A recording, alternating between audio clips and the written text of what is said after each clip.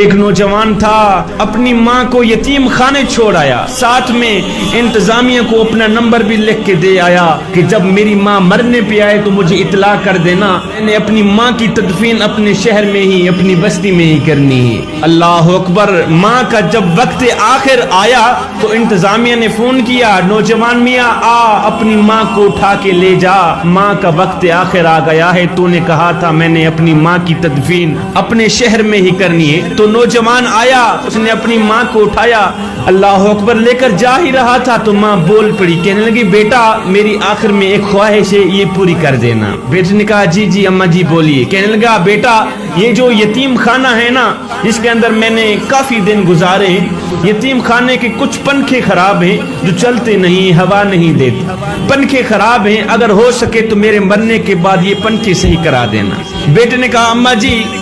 تو مر رہی ہے، تیرا تو وقت آخر آ گیا ہے، اب میں پنکھے ٹھیک کرا بھی دوں تو تجھے کیا فائدہ ملے گا؟ ماں نے کہا بیٹا مجھے پنکھے اپنے لیے نہیں چاہیے، میں تو ڈرتی ہوں کہ کل جب تو بوڑھا ہوگا، تیری اولاد جوان ہوگی، تو کہیں ایسا نہ ہو کہ تیری اولاد تجھے اسی یتیم خانے میں آ کے چھوڑ جائے، شدت کی گرمی میں تو کمرے کے اندر پڑا رہے، اللہ اکبر، گرمی میں سسکتا رہے، بیٹا مجھے قبر میں بھی نیند نہیں آئے گی کہ میرا لال گرمی میں سسک رہا ہے۔ پنکھے مجھے اپنے لیے نہیں چاہیے، مجھے تو تیرے لیے چاہیے۔ زندہ ماں سوکھی روٹی کے لیے ترستی رہی، ٹھنڈے پانی کے لیے ترستی رہی،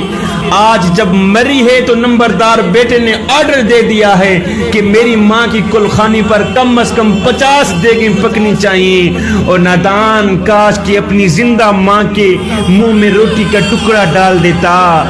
اپنی زندہ ماں کے منہ میں روٹی کا لقمہ ڈال دیتا، ماں بھی راضی ہو جاتی، اللہ بھی راضی ہو جاتا، اس کا رسول بھی راضی ہو جاتا۔ صحابہ نے پوچھا یا رسول اللہ اگر دنیا میں دیکھنا ہو کہ کون سا شخص جنتی ہے کون سا شخص جہنمی ہے تو شناخت کیسے کریں؟ میرے کریم نبی نے فرمایا صحابہ جس شخص پہ اس کے والدین راضی ہیں تو سمجھ لینا یہ شخص جنتی ہے، اور دیکھ لینا جس شخص پہ اس کے والدین ناراض ہیں، خفا ہیں، تو سمجھ لینا یہ شخص جہنمی ہے۔ جس شخص پہ اس کے والدین